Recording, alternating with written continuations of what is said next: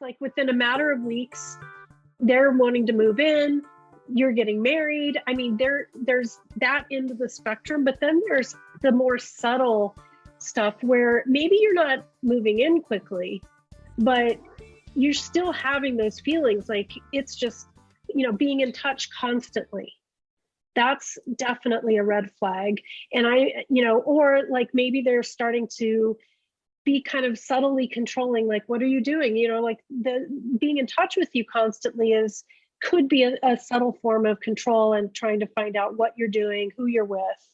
But in the beginning, it's just like, oh my God, this person loves me. They want to talk to me all day long. This is episode number 492 with Shelly Pumphrey, How to Recover from Narcissistic Abuse. Hi, everybody. I'm Sandy Weiner, and welcome back to Last First Date Radio, where we believe it is never too late to go on your last first date. And if you would like some support on your journey to lasting love, I wrote a book for you, and it's called Becoming a Woman of Value, How to Thrive in Life and Love. And it's filled with 30 tips and stories and exercises, and they're all designed to help you step more fully into your value. You can find it now on Amazon for Kindle or paperback. And this week's tip from the book is step number 22, communicate clearly and graciously. I'm in the middle of launching a communications course, which actually might be live by the time this airs. And it is such an important part of relationships when we learn how to communicate what we really feel and what we really need, and do it with grace and not anger or in your face or demand. It is such a glue that helps us really know if a person is aligned with who we are and what we want and need. So my challenge to you this week is, if you are somebody who struggles with clear communication and you tend to be a little passive aggressive or hold things back and then implode, just really take that pause and really figure out, what am I needing here? What am I feeling here? And try to just communicate one thing clearly and see how it goes. And before I bring Shelly on, I would love to invite you to our Facebook group. It's called Your Last First Date. It is a place where you will be supported on your journey to your last first date. We have 7 amazing monitors who keep this group running beautifully, very much unlike most groups that are designed for singles, for dating. It's for single women over 40. And what I love about the group so much is that people learn by just being a member. You learn how to speak up. You learn how to be a better dater. It is a positive place for support. So join us at Your Last First Date. And now for my guest. Chelli Pumphrey is a returning guest. She has a master's degree and is a psychotherapist. She is globally recognized relationship coach and author. She has over 27 years of clinical experience. That's a lot of years. And she is known for her work with trauma, with adult attachment, and with narcissistic abuse recovery. She's the author of Insight is 2020, How to Trust Yourself to Protect Yourself from Narcissists, Bullies, and Toxic People. Go out and get her book. Welcome to the show, Shelly. Thank you, Sandy. It's so nice to be back. I always love the work that you're doing. Oh, thank you. And same here. I love the work you do on attachment, and I'll post the link to our last episode in the show notes. So let's get down to, first of all, congratulations on your book release. I know it's like birthing a child, so I know it's Yes, so much work. Yeah, so this not only is it a labor of, it's a labor, but it's a labor of love. And I know that, doing this work and being able to share this kind of information is so critical. So let's start with, how do you define narcissistic abuse? Because it's a word that gets bandied about so much these days.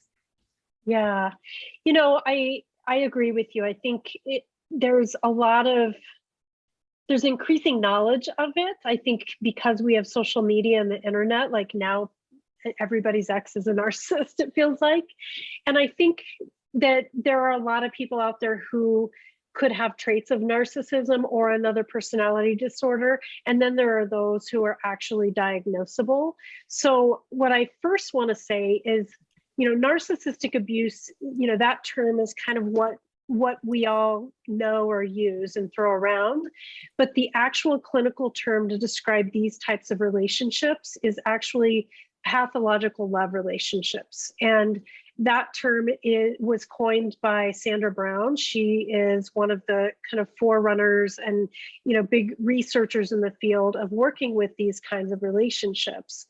And the reason we like to say pathological love relationships is because narcissistic personality disorder, usually there's a cluster of several personality disorders where we have narcissism, antisocial personality disorder, and oh my gosh, why am I blocking?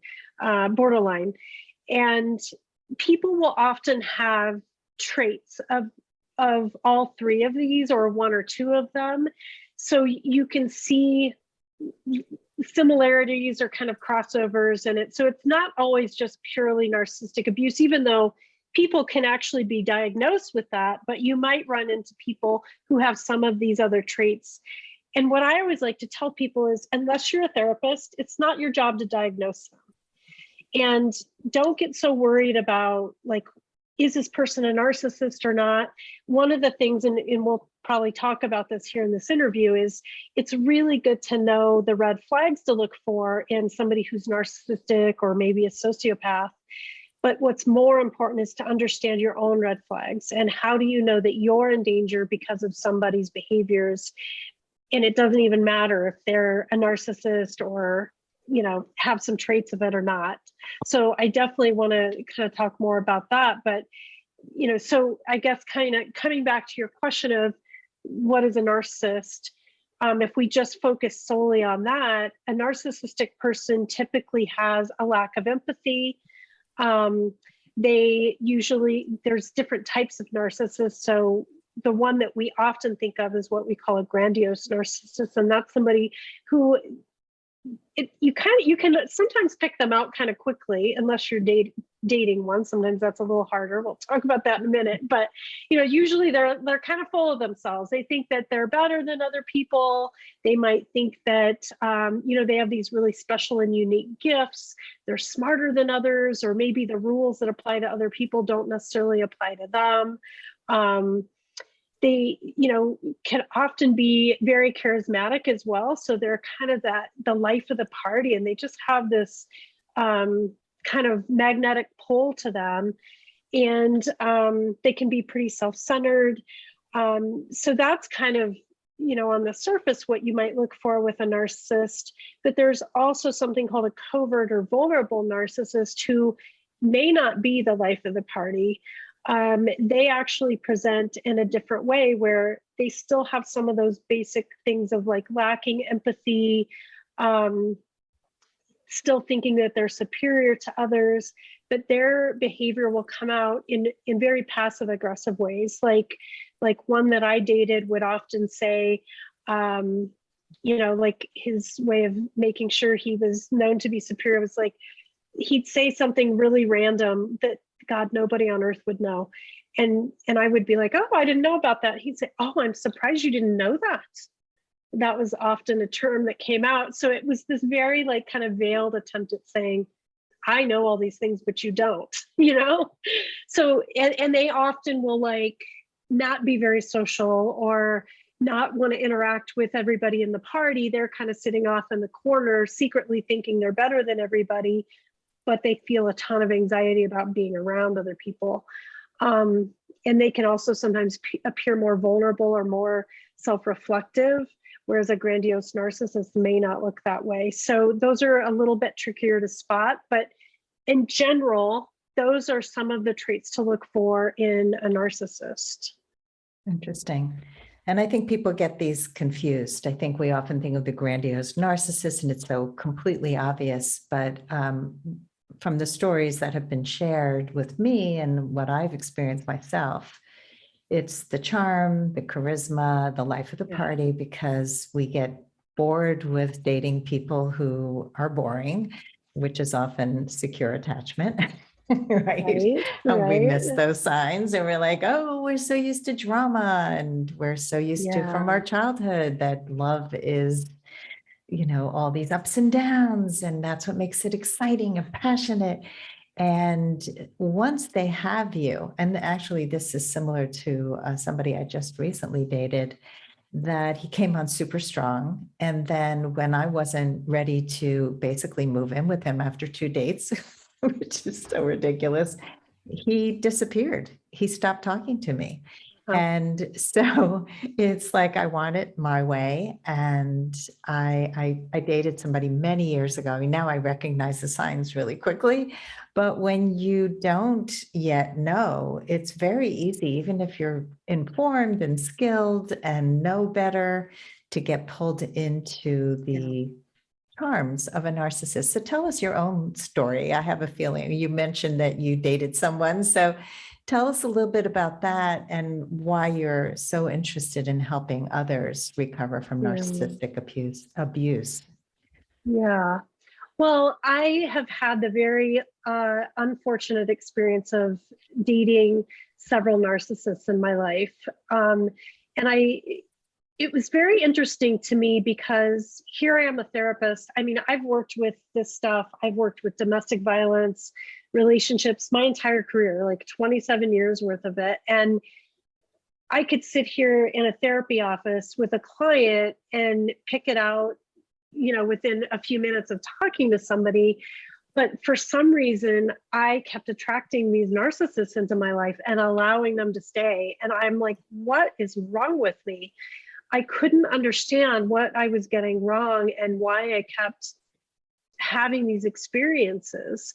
And it wasn't until later on in my life where I ended up marrying somebody I thought was like the love of my life, and did not realize he was a covert narcissist, and was just completely blown away, just shocked. And I realized that I actually had seen all the red flags from the beginning, which is often what people experience. Like, we see the red flags, they're there very quickly.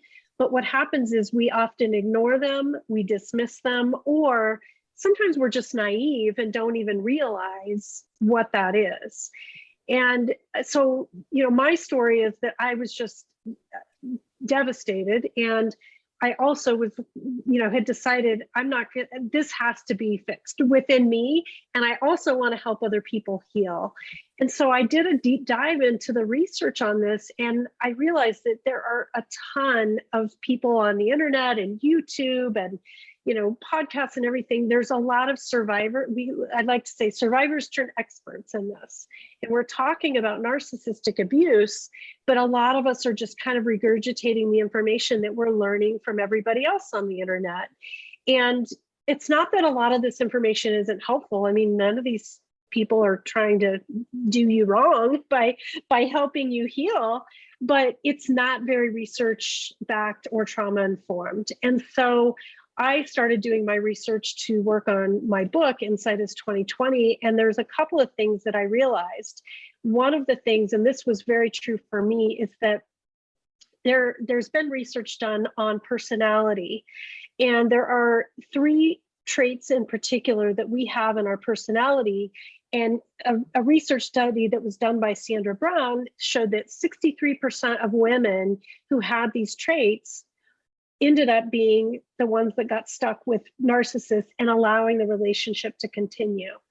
And so those traits were that they had a high degree of conscientiousness, agreeableness, and what we call low harm avoidance. So these are typically people with a lot of empathy, a lot of compassion. They're very there's also a lot of loyalty, like loyalty to a relationship, willing to overlook all the bullshit behaviors that somebody might be, that this narcissist is doing, like be very forgiving. Like, you're like a really nice person, let's say. You're a very compassionate, forgiving person. And these traits can be really wonderful in the world. But when it comes to relationships, especially with these kinds of partners, you can overlook the red flags forever and get stuck in these relationships. And then the trauma sets in when you're being gaslit and abused. And then you have this double whammy of like really having a difficult time making a decision that would suit your best interest and whether or not you should leave this relationship. So that was one of the pieces that really kind of lit me up in helping people understand that this isn't always about you're codependent.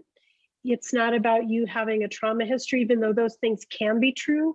But the majority of people actually are not codependent, nor do they have a trauma history or significant trauma history, but they have these personality traits. So that's kind of where I'm at now, is I really want to educate people about the trauma pieces of this and those personality styles that can really make you at risk for being abused. It's not just that there are all these people walking around, it's a certain type that the narcissist attracts, and that, you know, the ones who stay have certain qualities. I remember doing a lot of research when I got divorced about dating emotionally dangerous people. And I think it was Sandra Brown actually who wrote that book, right? So that was so important to me. And there's a companion workbook to it. And I just remember reading, it's not just about the other person. It's like the first part of the book was about how did you grow up and what did you see as so-called normal, which allows us to overlook bad behaviors. Because if we saw bad behaviors that were normal in our childhood, then those behaviors are not the line in the sand that we say, no way, you cannot treat me this way. And I find that people who were raised in a much more loving environment where the love was clear, where they felt loved, they felt seen, they felt heard, which is not that common, that they were much more able to just say, are you freaking kidding me? Which, you know, was something I had to learn because I didn't have that experience growing up, that, you know, what was normal, what wasn't, where boundaries were crossed all the time in my family. And I see this with women who grew up witnessing unhealthy behaviors in their family of origin, that they often work really hard to make a relationship work because that's what they had to do in childhood. So yeah, I would love to hear your thoughts on that. Well, I love that you shared that. And I think that what I want to really make clear is that in Sandra Brown, like she did this research study with Purdue University, and they really, you know, we're kind of looking at this as there are kind of two groups of people. The majority of the women that were in this research, 63% of them, did not have what we call high ACEs events. So there was a study done called the Adverse Childhood Experiences Scale, where it measures like trauma and loss in childhood. So when I use that term, what, you know, I'm referring to is this: the majority, 63%, did not come from homes like you just described. They did come from homes that might have been loving. They had secure attachments.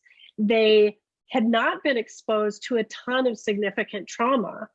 And but then there's this 37% that might have been the group that you're talking about, that does come from, you know, where there is probably growing up and seeing the poor boundaries and, you know, suffering through different kinds of trauma, and then not knowing like what is right, or you already have some pre-existing trauma that's coming in and informing the way that you know, your brain works or makes decisions. So, you know, there's kind of two groups. And I think what we often look at in this, you know, if we're looking at all the people that talk about narcissistic abuse, usually it's like we're all talking to that 37%. You know, and there's a lot of messaging around, you've learned it in your childhood, or you're being codependent, you need to learn how to strengthen your boundaries and that kind of stuff. But the reality is there's a majority of people who don't come from that. And so it's important to look at both. So that 63%, it is so much about their personality traits. And it could be that other group does have this similar personality traits too, but they also have some of that background. But so do you know does that make sense? Yeah. Like, I want to make sure that other, you know, our personality, that and the other thing I want to say is personality is hardwired into us. These are traits that we are born with. And so, here's a distinction to make. Like if you're saying somebody's codependent, they could actually have these super traits of agreeableness and conscientiousness. And there's a distinction there. So codependent is you kind of lose your sense of self. You don't have good boundaries. You're getting lost in this person. You're enabling their behaviors.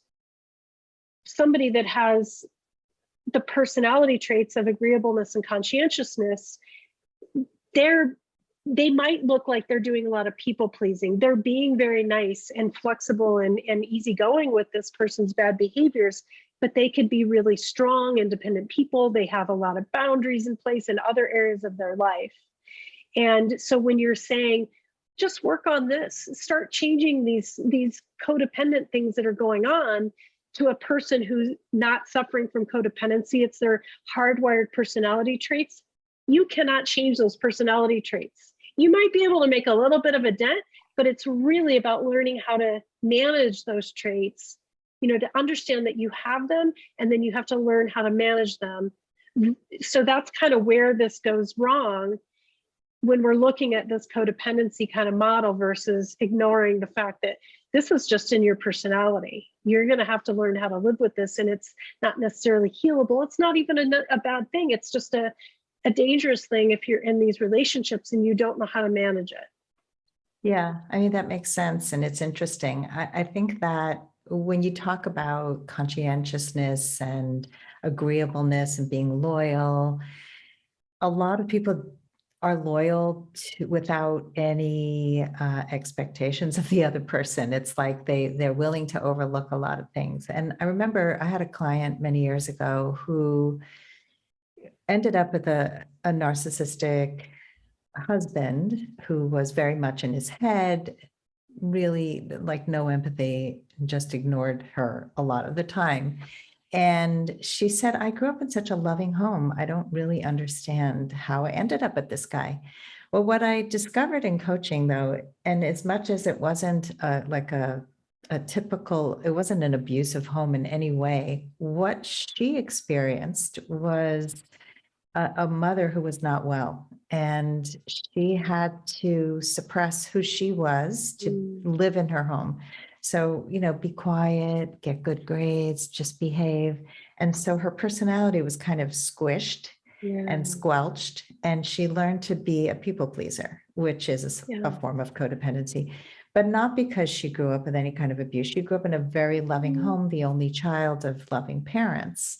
Just these little T traumas also can affect us, and so I think what we also don't always see is that if we move a lot, or we have a sick sibling, or we have something in our family that is disruptive in childhood, it also sets the tone for certain things. So I think a lot of people look at big traumas, or really dysfunctional families that are more obvious. So I think, it's obviously a bigger topic and worthy of a huge discussion, but I think it's interesting that these personality traits that are hardwired make us more susceptible, and we don't need to have big trauma to attract these people. Yeah, and I think I talk to a lot of people who just have these aha moments, and it was, similar to my experience of like, oh my gosh, so this is the missing piece, because there's a lot of shame involved. And I cannot tell you how many therapists, in particular, therapists, teachers, nurses, helping professionals who typically have a lot of those traits, or empaths also, people who identify as empaths. They all have those personality traits.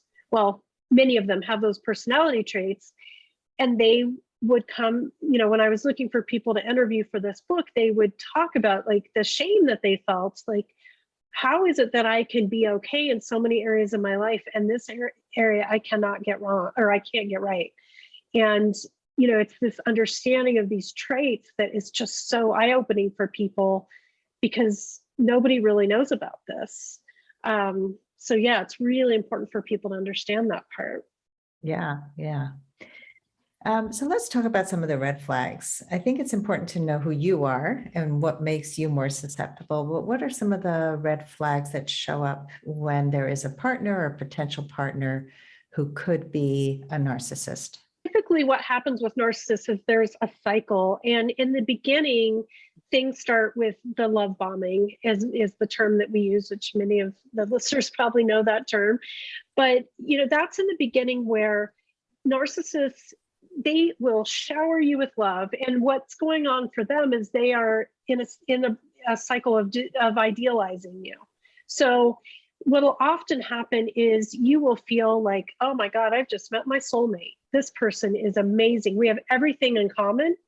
And one red flag that people often miss is how fast the relationship seems to move in the beginning. And like your example is hilarious. I mean, not hilarious, it's actually disturbing, but that's a very clear example of a narcissist. Like within 2 dates, they want to move in with you.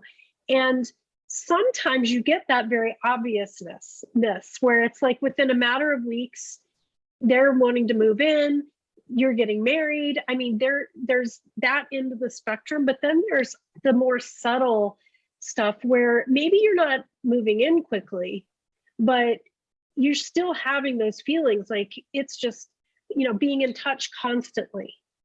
That's definitely a red flag. And or like maybe they're starting to be kind of subtly controlling, like, what are you doing? Like the being in touch with you constantly could be a subtle form of control and trying to find out what you're doing, who you're with. But in the beginning, it's just like, oh my God, this person loves me. They want to talk to me all day long. So talks like that in the beginning where it's, they're saying, you're just like better than anybody I've ever met. No one else has been like you, and definitely moving quicker than the relationship should. And the thing is this person could be your quote unquote soulmate. He could be the most perfect partner for you, but you are not going to know that in the first few weeks, if not the first year, even couple of years. I mean, it happens a lot. They can be very subtle, and you can also be overlooking these traits. So I always tell people, do not move in. Do not go get married until you have spent a minimum of a year with somebody, and get really good at listening to your red flags. So those are some red flags kind of in the beginning. But I think what we want to look at is some of the things that can happen as you move on in the relationship. And so, those are, when you move beyond that initial love bombing kind of phase, and I should mention one part of that that's really important for people to know is something that narcissists do is called mirroring. And what they do, and this is why it can feel like you've met your soulmate, is they are incredibly skilled at finding everything out about you and picking up on all these nuances with you, and then pretending like they are into all that stuff too. They will match your languaging, they will match your interests, your hobbies, all the things that you like, they'll like too. And this is why it's so hard. And this is why you must take your time in getting to know these people, because you don't know if that's the perfect person or if it's somebody that's mirroring everything that you love about or that you like about life, right? So take your time with that. And, this is a dumb example, but maybe they're like, I had somebody who said, oh, I'm so into all the spiritual stuff and yoga. Well, take them up on that. Have some conversations, take them to some events and see what really plays out. Because see if they can walk their talk, essentially, because they may not be able to when the rubber hits the road, right? Some of the later red flags are things like gaslighting. This is one of the biggest things. And that's where, something will happen where they turn everything back on you. You start to feel crazy. You start to question your reality. A good example is you're out with your friends and you come home and all of a sudden this person, the narcissistic person, is blaming you for not checking in and, tells you that you've been cheating. And you're like, that's crazy. I've been with my friends all night and you're super confused. And then 2 weeks later, you find out this person's been cheating on you. You know, that's kind of a blatant example. But gaslighting is where they're turning stuff back on you. And you sometimes you're just kind of shocked, like, oh my God, what just happened? Another thing is where there's endless arguments that it's like this, there's a word for it called word salad, where they'll start nitpicking or start an argument about something, and then it just goes and it goes and goes and goes from one topic to the next. And you're like, what? You don't even know where it started or what happened, but all you know is hours or days later, you're still in this argument with them. So those are some of the more complicated dynamics that start to happen later on. And I think the big one to look out for is just the lack of empathy too. Like, does this person really seem to care? If you're sick, what do they do when they're sick? When you're sick, in the beginning, they might treat you like a queen, bring you chicken noodle soup and take good care of you. But later on, you may notice that they do nothing for you, or that you cry and they go on about their day. So you really want to look for, moments like that where they may seem like they're lacking in empathy. That's a big red flag. So I want to just pause for a minute, Sandy, and just say those are some kind of the bigger, there's so many red flags to look for, but those are some of the biggies to look for in the other person. Let's take a quick break to hear from our sponsors. This episode is brought to you by Amazon Music Unlimited. You can listen to over 70 million songs and thousands of playlists and stations. Plus, you can now stream your favorite podcasts like Last First Date Radio. You can listen to any song, anytime, anywhere, on any of your devices, your smartphone, your tablet, your PC or Mac, Fire TV, and any Alexa-enabled devices like the Amazon Echo. Get Amazon Music Unlimited for free for 30 days. Just head on over to getamazonmusic.com/lastfirstdate to learn more and claim this offer. For people who are bored with the people they've been dating, and they find these people that are charming, and they do set some clear boundaries, do you think that it can be done for most people, that they can sort of keep themselves a little bit distant from falling in love with someone like this? I would not recommend it ever. Right. Okay. I had a feeling you'd say that. I think, and there's a reason. Part of it is we could have so much fun that we get all the chemicals going on, the oxytocin and all the feel-good chemicals that increase our bond with this person, even if we're trying to set that boundary. And we're dealing with people who are lacking in empathy, maybe lack a conscience if they're more on the sociopathic side of things. And you just don't really know what you're getting yourself into down the line. So, I think everybody has the right to make their own, choices, obviously, but I would say personally do not proceed, but I could say proceed with caution. No, I agree with you. I think unless you have like ninja skills, which even most people don't have, even if you're really educated, just like you said, you were a therapist for so many years and you were repeating these behaviors, and yeah.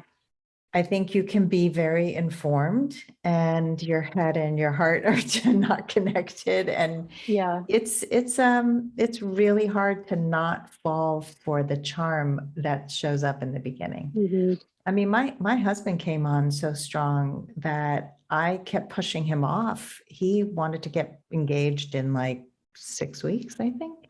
Mm-hmm. I think I pushed him off to 2 months. That was like a big deal.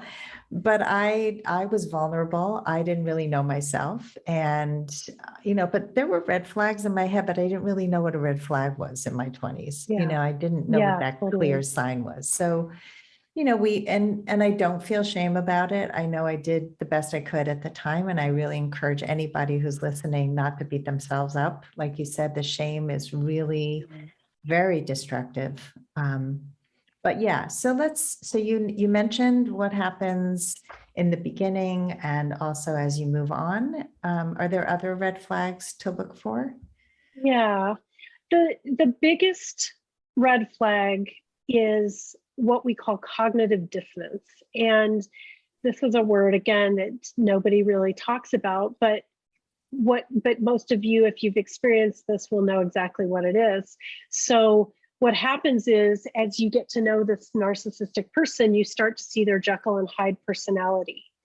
And you have moments where you're just totally in love with them, everything's great. And then you have moments where you're fearing for your life, or you loathe them, So I like to say, like, it's where cognitive dissonance, like if you just looking at the definition of it, is when you have two opposing beliefs in your head, in your mind simultaneously, and it creates a source of kind of internal conflict or anxiety because you have these two things in opposition. So what happens in these relationships is you start to see, like, okay, here's this really great behavior that he's had or she's had, and here's this really horrible behavior. And I continue to move forward, even though there's these horrible behaviors. Or, I love him, I loathe him. Everything's great together, everything's horrible together. And so people start to get stuck in these relationships because they develop cognitive dissonance. And this is what keeps people from being able to move on. They get, it starts out where you start to question his behaviors or her behaviors and say, that's really weird. That doesn't add up with, this person saying they're this really, amazing human being that gives to the homeless. And then all of a sudden they're like taking money from, his dying grandma or something. I don't know, some random thing. But, you start to see the inconsistencies. And instead of allowing yourself to see, like, oh, this is inconsistent, this person is not who he or she says they are. And instead you go along with it.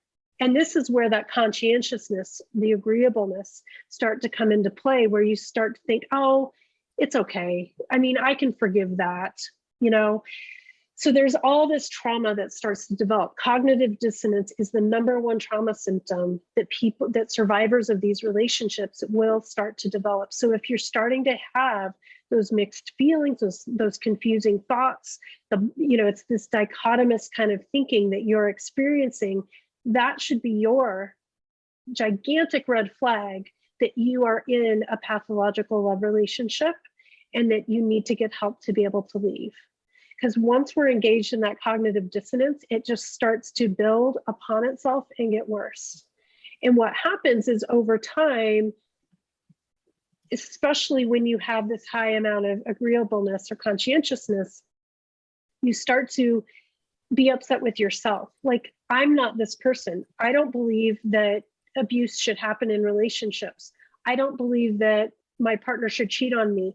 Yet I stay and I'm abused. Yet I stay and they cheat on me. That's the cognitive dissonance that happens. And what happens is there have been studies that show that people that are experiencing cognitive dissonance have the same kind of stuff going on in their brain neurologically that happens with PTSD. So it is a symptom of trauma. So that's kind of like one of the, I like to look at it as, like, we have external red flags, and that's the red flags we talked about earlier of what to look for in another partner. And then the internal red flags of what's going on inside of me that I need to pay attention to, whether or not I care or know that this person is narcissistic or a sociopath. So the cognitive dissonance is number one. And then, one of the things I talk about in my book too is, like, how do I know that I'm experiencing trauma? What does trauma feel like in our bodies? And the other part is the trauma then starts to show or cause physical effects in our bodies. So I like to talk a lot about, people who are in the longer term of these relationships start to have things like gut, irritable bowel syndrome, weight gain, insomnia. They start to develop all of these physical symptoms, like maybe chronic fatigue or fibromyalgia.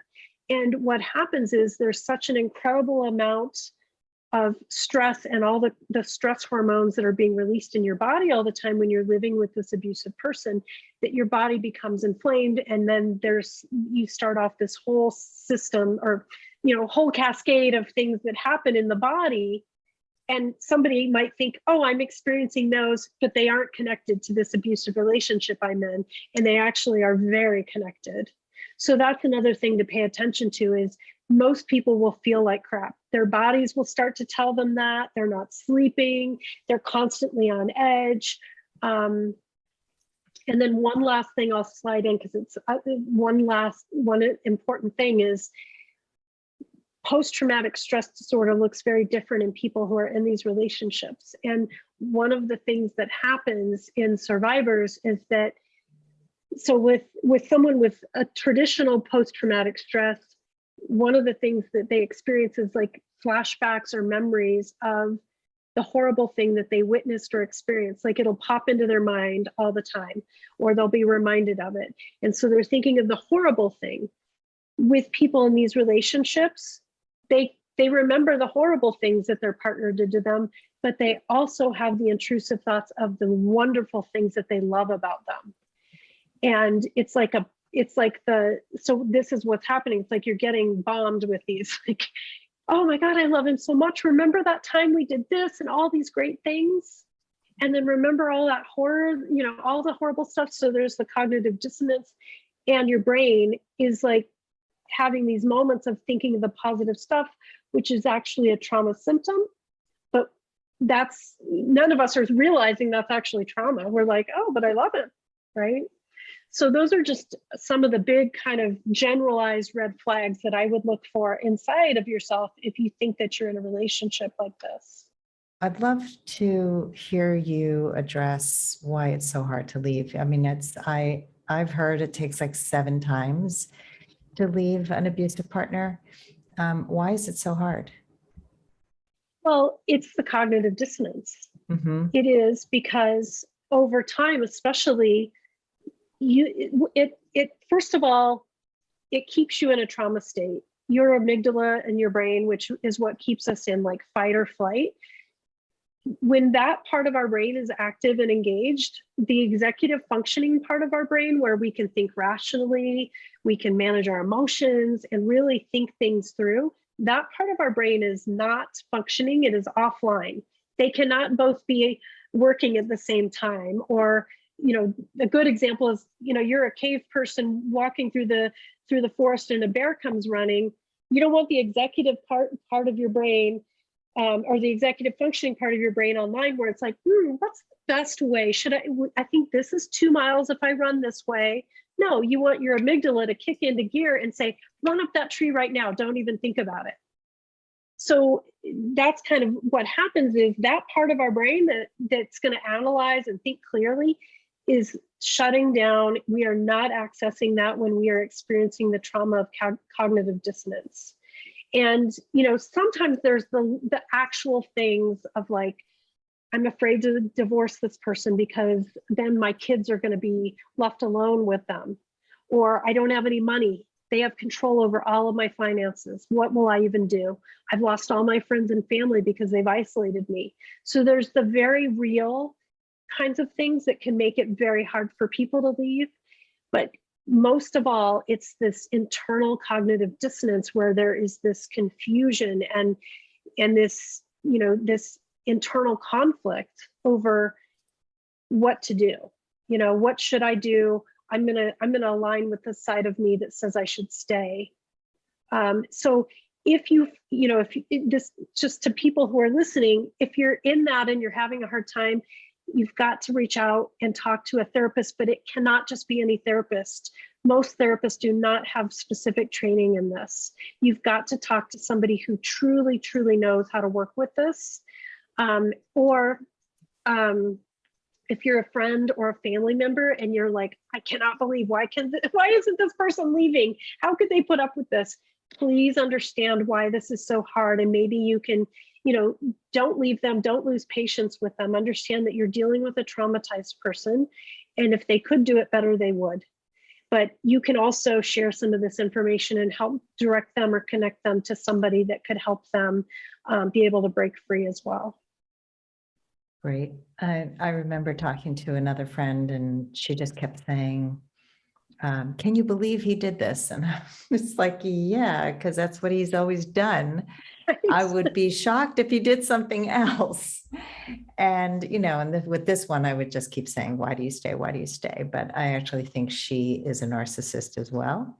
And I think that they both get energy from each other, and that can happen, right? Yeah, that's a whole other conversation. Yeah. Yeah. So, so cognitive dissonance is huge. And it's interesting. I was also thinking about people who have loss often have that cognitive dissonance. They remember only the good parts of a relationship when it was like, you wanted to divorce him the entire time, and now that he's gone, he's some kind of saint. So I think, we have this incredible ability to, it's like a survival skill in some ways, right? To be able to selectively remember things and feel certain things.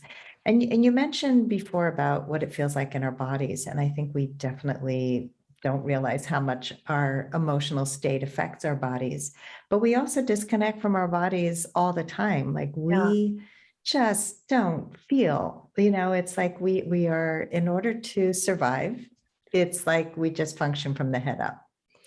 And getting into our bodies is such an important thing. Like, how does it feel? And one of the things I train my clients to do is to really start tapping into, how do I feel in the presence of this person?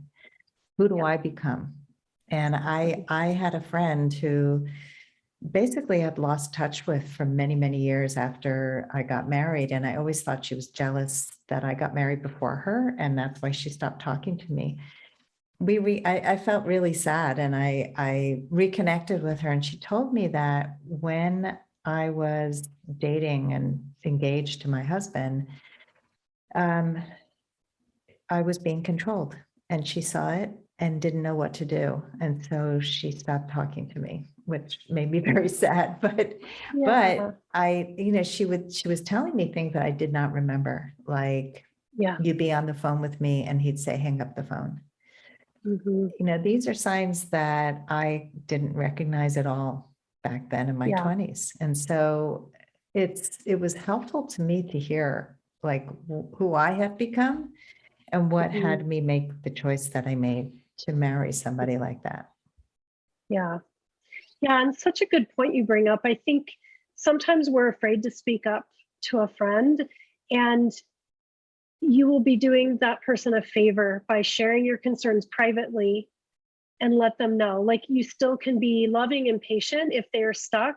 But I think because what happens is they get so confused, and so like you just start to doubt your reality, and because you're being gaslit and your brain is not clear, that hearing it from other people, especially people that you're close to, is super important, because you can validate what's going on for this person.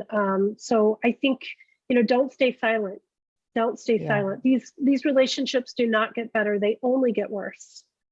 Absolutely. And I remember when my son was dating somebody she was bipolar. There were so many massive red flags. And she was in a relationship with somebody who she never met, who was abusive to her, hadn't yet ended it when my son got involved with it. I mean, it was just so many. And he was so completely involved that he was like, everybody's got faults. And, it's not really a red flag. I mean, he didn't have the experience he has now, but he couldn't hear it. But I also didn't stay silent. And over time, as things would come up, he would discuss them with me. And I would say, that is really unhealthy behaviors. And he did the research on his own after this relationship ended, so that he now sees in retrospect, wow, I fell for somebody who I would never fall for again. Like he saw what made him be with her and ignore these red flags and dismiss them as not important, little minor things. And I think people do sometimes have trouble distinguishing between a true red flag and an annoying behavior or just something that doesn't work for you.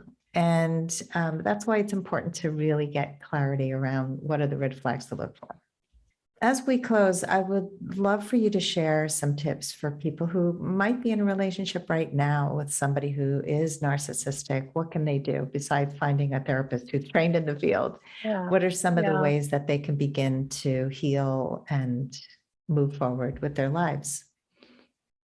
Well, if you're questioning it, one technique that I think is really helpful is to, if you can safely do this, is to have a journal and to write everything down that you can. And I even did this, and I say this like, please be safe. Some people are in relationships where if a journal was found, they could be in serious danger. So please don't do that if you have no way to keep it fully safe. Another thing that's been helpful, and again, do this with safety, is to record conversations. And this may seem weird, and I'm sure there's a lawyer out there that's going to say, don't ever do that. But the gaslighting, the confusion, all these things that happen, you start to forget that's a part of trauma. And when you can go back and look, and especially in a journal, like, that's always been helpful for me, where I could go back and say, oh my God, 6 months later, I'm still listening to the same thing. Like nothing is changing. It's only getting worse. So that way you can see over time the progression, and you can also go back and remember things that you probably forgot. So those are some helpful things. And I think listening and trusting your body. If you are having, like, one thing I say is either you're very tuned into your body and you need to connect the dots. Like, okay, I'm feeling stressed. I'm not sleeping. I have all these physical symptoms. Or you're very disconnected from your body. That in and of itself is a red flag of trauma. And either you've had traumas in your childhood or later on in life that made you be very disconnected from your body that needs to be addressed, or you're experiencing it then in the moment. Because disconnecting like that is a way that, it's dissociating essentially. So our bodies can tell us so much about what's going on, even if we don't know what's going on with our partner. And if we can learn how to listen to that, it will help guide us through any decisions that we need to make. So those are a couple of things. And really, I think one of the bigger pieces is, I know we said, is a therapist. Like, it's great to look online, but if you're Googling online, is my partner a narcissist? That's a gigantic red flag right there. Like, you might be dealing with somebody that has some issues, and whether they're diagnosed or not, think of that, and you might need to get some help. Yeah, I find that most of the time when people ask questions, they already know the answer. Right. When they're Exactly. posting things in my Facebook group, it's like, I just need you to tell me that I'm right. Right. That, Totally. just that I'm not crazy, but that I need some affirmations here, confirmation. Yes. Yeah. So one question, these are all great tips, but if somebody wants to begin to listen to and trust their body and they're so disconnected and disassociated, can you walk people through a simple way to just start that process? Yeah, one quick thing that I like to use is what I call a 5 senses exercise. And that's where you can just, find a comfortable place to sit and check in with all 5 of your senses. So what you can do is first just say, okay, and I just put my hand up so I can think of all 5. What is it that I'm seeing? Look around the room and name 10 things that you can see. What is it that I'm feeling right now? Can I feel the couch underneath me or the floor beneath my feet? Or can I feel the muscles in my body even? What am I hearing? What are all the sounds in the room? What are the sounds outside of the room? What am I smelling right now? Is there a smell in the room? And even taste. Maybe you can taste something, drink some water, even just tasting the taste in our mouth. So that can just get you super present and tuned into your body. And then take some deep breaths, check in, just to start to say, okay, wow, I have a body, it exists. I have all these senses here. So that's like a really quick, simple way to listen to the body. I love that. It's a real mindfulness exercise where you really just tune in, and it's very, very effective. So thank you for sharing that and all this amazing information. It's really eye-opening to hear that people who are attracted to these type of people or who attract in these types of people don't necessarily have to have a traumatic background. But that the majority don't. And, you know, that if you have experienced any of this, you're not alone.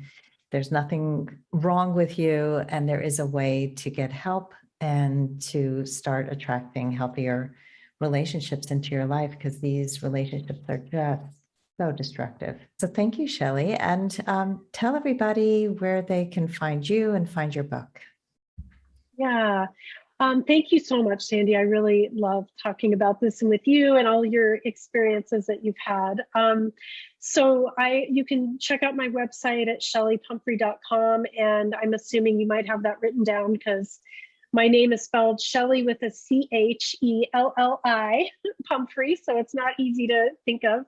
And there is information about my book. It's going to be published in May, and we are right now in a pre-sale campaign where we're raising awareness about the book and trying to have people come in and support its launch with my publisher. So that's on Indiegogo, but again, just go to my website, shellypumphrey.com. You can also find me on Instagram at Shelly Pumphrey as well. Thank you, Sandy. Awesome. Thank you, Shelly. As always, a wonderful conversation, so helpful. And thank you all for listening, for being a fan of the show. And if you love us, please rate and review us, subscribe to the show. It always helps. And as always, here's to your last first date. If you are ready to get unstuck, gain new tools, become more empowered, and finally find your last first date, I'd love to talk to you. Fill out an application to be considered for a complimentary half-hour love breakthrough session at lastfirstdate.com/application. That's lastfirstdate.com/application. I look forward to talking to you soon.